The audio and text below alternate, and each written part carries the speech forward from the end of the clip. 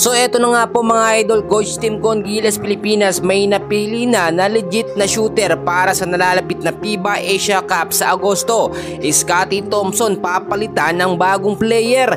And bago natin yan ipagpatuloy, please huwag niyong kakalimutan mag-like and subscribe muna sa ating channel. Maraming salamat po. Well mga kaibigan, ngayon ay malinaw na talaga ang mga problema ng Gilas Pilipinas na dapat hong solusyonan nitong si Coach Tim Con.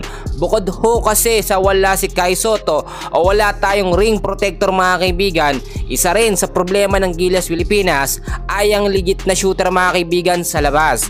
So nakita naman natin sa naging laban nga po ng Gilas at ng New Zealand, kahit matatangkad ang mga player ng New Zealand, sinasabayan yan ng ating mga sentro. Nandyan si Japet, si Junmar Fajardo, si Eji Edu. Pero ang problema natin kapag hindi makapasok mga kaibigan ang ating mga player sa loob dahil sa depensa ng New Zealand, wala tayong legit na shooter.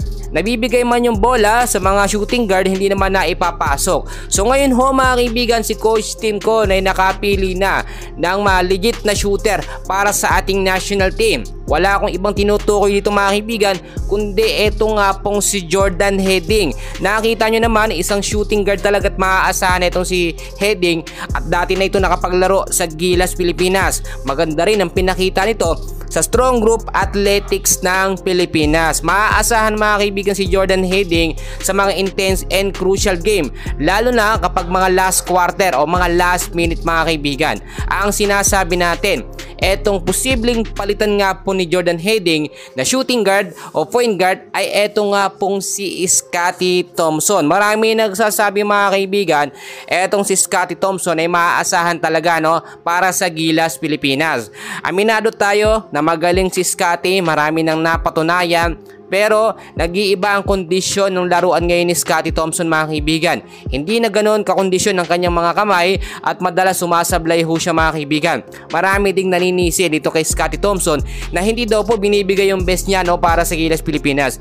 Well, hindi naman natin masisisi si Scottie mga kaibigan. Sadyang malalakas po ang kalaban. Kaya naman hindi sa propose ng mga Gilas fans ayon na rin sa ating comment section na palitan itong si Scottie Thompson nito nga pong si Jordan Hedding. Well, para sa akin mga kaibigan, good choice naman yan kung sino man, si Jordan Hedding or si Scottie Thompson.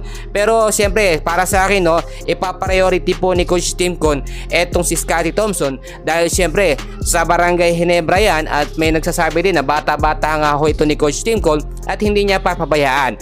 Pero kung priority naman natin na manalo ang Gilas Pilipinas dito nga po sa FIBA Asia Cup sa Agosto, mas dapat piliin nga po etong si Jordan Hedding nitong si Coach Tim Con. So mga kaibigan, nakita nyo naman ang diferensya ng paglalaro nga po ni Jordan Hedding at nitong si Scottie Thompson. Talagang pag intense and crucial, etong si Scottie kinakabahan. Lalo na po mga kaibigan sa free throw, natatandaan nyo na bash noon si Scottie dahil dapat pananalo ang Gilas Pilipinas, pero hindi niya po naipasok yung dalawang free throw. So tumatak yun sa mga Filipino o sa mga Gilas fans, kaya hindi na talaga makakalimutan yun mga kaibigan. Eto pa mga kaibigan, inahin na rin po sa ating mga update, kahit natalo ang Gilas Pilipinas sa Chinese Taipei at sa New Zealand, nasa pangalawa pa rin tayo sa standings mga kaibigan sa ating group, at pasok pa rin tayo sa FIBA Asia Cup ngayon nalalapit na Agosto. Mas matitindi at mas malalakas po na mga kalaban ang makakaharap doon ng ating national team Gilas Pilipinas. At wala rin tayong assurance kung makakabalik na ba't makakapaglaro na itong ating pambato o legit na sentro na si Kai Sotto. Pero malamang sa malamang hindi pa makakapaglaro mga kaibigan etong si Kai Sotto, hindi pwedeng persahin. So automatically QMB kasama na sa lineup mga kaibigan. Okay na ang mga papeles, hindi man nakapaglaro nitong FIBA Asia Cup qualifiers, pero makakapaglaro na siya sa FIBA Asia Cup. At eto pa, napakagandang balita mga kaibigan, si Renza Bandoy mapapasama na sa panibagong sistema nga po ni Coach Tim Con or panibagong lineup para sa FIBA Asia Cup. Maraming mga players ang matatanggal mga kaibigan, especially yung mga hindi naman po nagagamit, pero mananatili pa rin sa sistema at sa lineup ni Coach Tim Con ito nga pong si Junmar Fajardo, automatic yan. Siyempre, sentro natin yan. Japet Aguilar, posible namang mapalitan si Japet mga kaibigan, itong si QMB. AJ Edo mananatili mga kaibigan, Dwight Ramos at ang ilang pang maaasahan na mga player nga po ng ating national team Gilas Pilipinas. Well mga kaibigan, anong thoughts nyo about dito nga po kay Scotty at kay Jordan Heading? Sino nga ba ang dapat dito na piliin itong si Coach Tim Con? Please comment down below mga kaibigan, and please pakisuporta naman ang ating YouTube channel for more updates. Maraming salamat po.